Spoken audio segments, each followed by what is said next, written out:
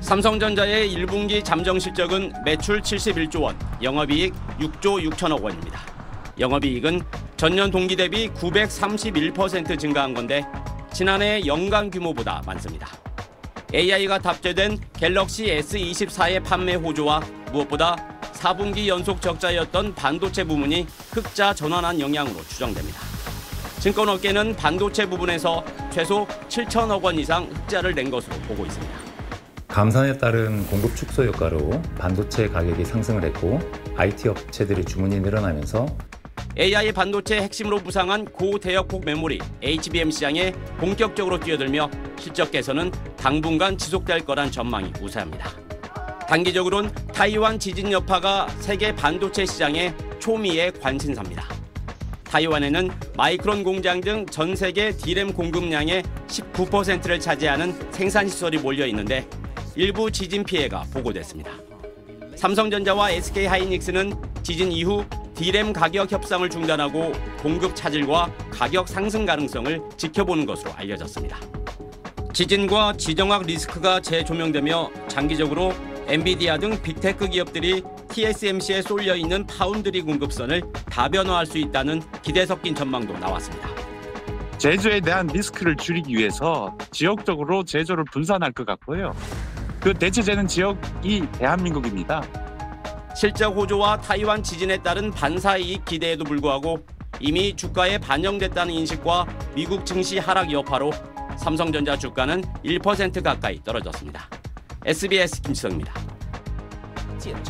타이완 강진 직후 북부 신주에 위치한 TSMC 주커창 공장입니다. 건물 밖으로 대피한 직원 수백 명이 불안한 표정으로 서 있습니다.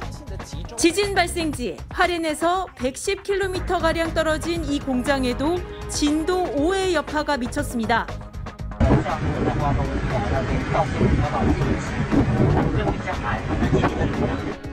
TSMC 공장이 있는 산업단지 내 다른 회사는 천장 전등이 꺾일 정도로 흔들리고 벽 구조물이 떨어졌습니다. TSMC 공장이 받은 충격파를 짐작해야 합니다. 지진 직후 공장 가동을 중단하고 대피령을 내렸던 TSMC는 복구를 서두르고 있습니다. 현재 복구율이 80% 이상이고 특히 남서부 타이난 18공장은 완전 복구했다고 밝혔습니다. 18공장은 세계에서 가장 앞선 3나노 공정시설로 애플과 엔비디아 공급용 반도체의 주요 거점입니다. 한 타이완 시장조사기관은 일부 2나노 공정에 차질이 빚어졌지만 웨이퍼나 D램 생산엔 큰 영향이 없다는 진단을 내놨습니다. 하지만 투자은행 바클레이즈는 잠깐의 조업 중단도 수주일간 진공 상태를 유지해야 하는 첨단 반도체 생산 공정에 혼란을 줄 수 있다고 우려했습니다. 월스트리트저널도 조업을 재개해도 시간을 들여 작업을 해야 하는 만큼 막대한 비용과 더 큰 파급 효과가 있을 수 있다고 지적했습니다. 奈米级的，那你只要一点点我们肉眼都看不到的范围之内，可能就会造成一些这个良率会偏差的这个状况。 TSMC도 지진 피해가 예상보다 크다며 생산 재개를 위해선 시간이 더 필요하다고 밝혀 글로벌 반도체 공급 차질 우려가 커지고 있습니다. 베이징에서 SBS 권란입니다. 엔비디아의 연례 개발자 회의 둘째 날 미디어를 만난 젠슨 황. 고대 역폭 메모리 HBM은 매우 복잡하고 어려운 기술이고 기술적인 기적과도 같다며 삼성전자의 HBM을 테스트하고 있는 중인데 기대가 크다고 말했습니다. HBM은 여러 개의 D램을 높은 밀도로 쌓아 올려 데이터 처리 속도를 높인 메모리 칩인데 초고속 연산을 해야 하는 생성형 AI를 구동할 때 필수입니다.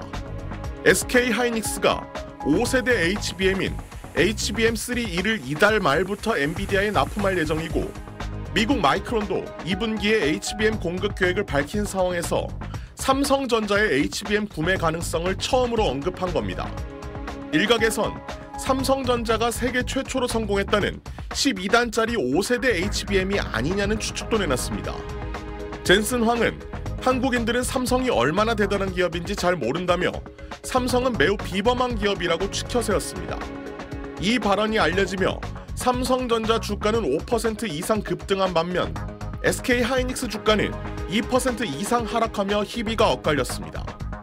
SK 하이닉스 같은 경우에는 HBM을 좀 독과점해오다 보니까 주가가 좀 많이 오르고 상대적으로 삼성전자는 좀 못 오르는 상태인데 삼성전자를 좀 언급하다 보니까 인간 수준의 범용 인공지능 AGI가 언제 가능하다고 보냐는 질문엔 AGI를 어떻게 정의하냐에 따라 다르지만 수학, 논리, 의학 시험 등에서 5년 안에 인간보다 더 잘할 수 있을 것이라고 답했습니다.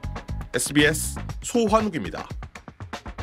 차세대 HBM 경쟁에 불을 지핀 건 세계 디램 업계 3위인 마이크론입니다. 5세대 HBM이라 불리는 HBM3E의 대량 생산을 시작했다고 깜짝 발표한 겁니다. 디램을 8단으로 쌓아 올린 것으로 마이크론은 이 칩이 올해 2분기 출시되는 엔비디아의 주력 그래픽 처리 장치에 탑재된다고 예고했습니다. 현재 HBM 시장 점유율은 SK 하이닉스와 삼성전자가 각각 47에서 49%, 마이크론은 3에서 5% 정도인데 마이크론은 내년까지 점유율을 25%로 끌어올리겠다고 선언했습니다. 삼성전자는 마이크론보다 우수한 제품 개발에 성공했다고 맞불을 놨습니다. 웨이퍼 두께는 더 얇게 하면서 칩 간격은 줄여 세계 최초로 D램을 12단까지 쌓았다고 밝혔습니다. 성능과 용량 모두 기존 4세대 제품보다 50% 이상 향상됐으며 올 상반기 양산에 들어갈 예정이라고 삼성전자는 설명했습니다. 그동안 4세대 제품을 엔비디아에 독점 공급해온 SK 하이닉스도 지난달 5세대 제품의 초기 양산을 시작했고 가까운 시일 내 본격 양산에 돌입할 계획이라고 발표했습니다. 시장 조사 기관들은 HBM 시장이 2028년까지 연평균 45% 성장할 것으로 내다봤습니다. 데이터의 처리를 빨리 하는 것이 가장 관건이고 따라서 앞으로의 메모리 시장은 HBM을 중심으로 재편될 수밖에 없다고 생각해요. AI 시장의 성장 속도만큼이나 반도체 기업들의 사활을 건 기술 개발도 빨라지고 있습니다. SBS 김치성입니다.